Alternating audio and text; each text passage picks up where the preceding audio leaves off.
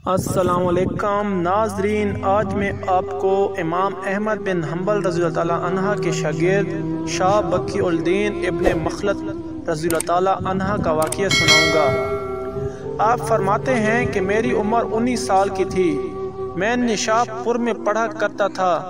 میرے اندر علم کا بڑا ذوق تھا۔ ایک استاد کے پاس جب میں پڑھنے گیا تو میرے استاد مجھے فرمانے لگے کہ بیٹے تیرا ظرف بڑا ہے اور میرا علم چھوٹا ہے، تو کسی بڑے عالم کے پاس چلا جا۔ میں نے استاد سے کہا کہ کہاں جاؤں؟ کہنے لگے اگر ہو سکے تو بغداد شریف چلا جا، امام احمد بن حنبل کی برگاہ میں چلے جاؤ، وہ حدیث کے حافظ ہیں۔ کہتے ہیں کہ میں نشاپ پور سے نکلا تو بحری راستے کے ذریعے جانے لگا۔ جب جہاز میں بیٹھا تو راستے میں طوفان آ گیا اور ہمارے جہاز کا رخ بالکل تبدیل ہو گیا کہ ہم نے شمال کی طرف جانا تھا تو جنوب کی طرف نکل گئے۔ آخر کار ہمارا جہاز کسی کنارے پر لگا تو ہمیں پتہ چلا کہ یہاں سے بغداد 1.25 مہینے میں پہنچیں گے۔ میں وہاں سے پتے کھاتا ہوا چلا، 1.25 مہینہ لگا۔ میں بغداد شریف پہنچا اور جب پوری جدوجہد کر کے وہاں پہنچ گیا تو پتہ چلا کہ امام احمد بن حنبل کا تو مدرسہ ہی بند ہو گیا ہے، ان کے جمعہ پڑھانے پہ پابندی لگ گئی ہے۔ وقت کا بادشاہ ناراض ہو گیا ہے۔ میں امام صاحب کو تلاش کرنے لگا تو مجھے پتہ چلا کہ امام صاحب کو نظر بند کر دیا ہے۔ میں نے وہاں پہنچ کر لوگوں سے کہا کہ تم قریب نہ جانا، بس مجھے بتا دینا کہ امام صاحب کا گھر کہاں پر ہے۔ تو ایک شخص نے مجھے کہا کہ میں انگلی کا اشارہ نہیں کروں گا، آنکھ کا اشارہ کروں گا، کیونکہ حالات بڑے خراب ہیں۔ کہتے ہیں اس نے آنکھ کے اشارے سے بتایا کہ وہ سامنے گھر امام صاحب کا ہے۔ میں واپس آ گیا، ساری رات سوچتا رہا کہ امام صاحب کے گھر کیسے جانا ہے۔ پھر مجھے ایک تجویز سمجھ میں آئی۔ صبح جب میں اٹھا تو میں نے سر سے پگڑی اتاری، اپنے بالوں میں ہاتھ ڈال کے بال پھکیر دیے، پھر میں نے اپنی قمیض کو تھوڑا سا ایک جگہ سے پھاڑا، تھوڑا سا دوسری جگہ سے ٹخنوں کے قریب پھاڑا اور تھوڑی سی تہمت کو بھی پھاڑا۔ ہاتھ میں نے کاسا پکڑا، پرانے کپڑے پہن کے بغداد کی گلیوں میں کبھی ادھر کبھی ادھر پھرتا رہا۔ چلتے چلتے میں نے صدا لگائی، اللہ کے نام پر کچھ دے دو۔ میں امام صاحب کے گھر کے پاس پہنچا، وہاں سپاہی کھڑے تھے۔ میں نے صدا لگائی، اللہ کے نام پہ کچھ دے دو۔ انہوں نے 1 دینار دے دیا۔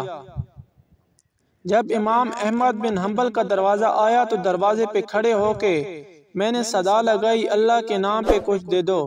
امام صاحب نے دروازہ کھولا، خوبصورت امامہ اور خوبصورت چہرہ، ان کا چہرہ دیکھا تو میرے آنسو نکل آئے۔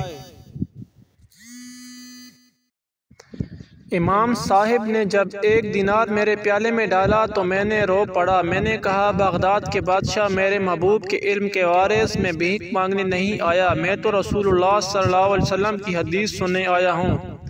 آپ نے مجھے خیرات نہیں دینی، بس مجھے ایک حدیث پڑھا دیا کریں۔ امام صاحب نے میرا چہرہ دیکھا تو خوشی سے کھل اٹھے، فرمانے لگے تو کیسے آئے گا؟ میں نے کہا حضور میں بھکاری بن کر خیرات مانگنے آؤں گا۔ شاہ بکی الدین کہتے ہیں میں پورا سال بھکاری بن کے جاتا تھا۔ امام احمد بن حنبل مجھے فرماتے تھے کہ میں بھی سوچتا تھا کہ کہیں میرے علم کو زنگ نہ لگ جائے۔ دیکھو اللہ نے فضل کیا اور مجھے ایک طالب علم عطا فرما دیا ہے۔ میں پورا سال جب آپ کے دروازے پر جاتا تو ایک ڈھیلا بھی ڈال دیتے اور مصطفیٰ کی ایک حدیث بھی سنا دیتے۔ ہمارا پڑھنے کا انداز یہ تھا کہ استاد پہلے امامہ باندھتے تھے، جبہ پہنتے اور اس قید اور نظر بندی کی عالم میں جب وہ نبی پاک صلی اللہ علیہ وسلم کی حدیث سناتے تو ان کی آنکھیں آنسوں سے بھر جاتی اور روتے ہوئے تڑپتے ہوئے حدیث سناتے اور میں بھی اسی درد سے وہ بات وصول کرتا۔ سال گزر گیا، حکمران مر چکا اور ایک نیا بادشاہ آیا جو کہ بہت ایماندار اور بہت مخلص بادشاہ تھا۔ وہ لوگوں کے ساتھ محبت سے پیش آتا۔ اس نے خود امام احمد بن حنبل کو بڑا مدرسہ بنا کے دیا۔ اس نے بڑے جامع مسجد میں امام صاحب کے خطبہ جمعہ کا بندوبست کیا۔ ہزاروں طالب علم کئی ملکوں سے امام صاحب کے دروازے پر آ کے بیٹھے۔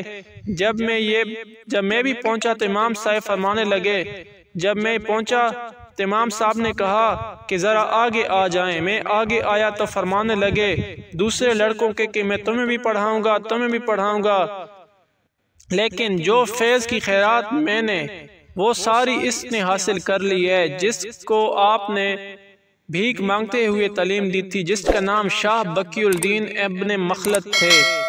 سبحان اللہ۔ ناظرین، اگر یہ واقعہ آپ کو پسند آیا ہو تو آپ میرے چینل داستان اسلام کو سبسکرائب کر دیں۔ شکریہ۔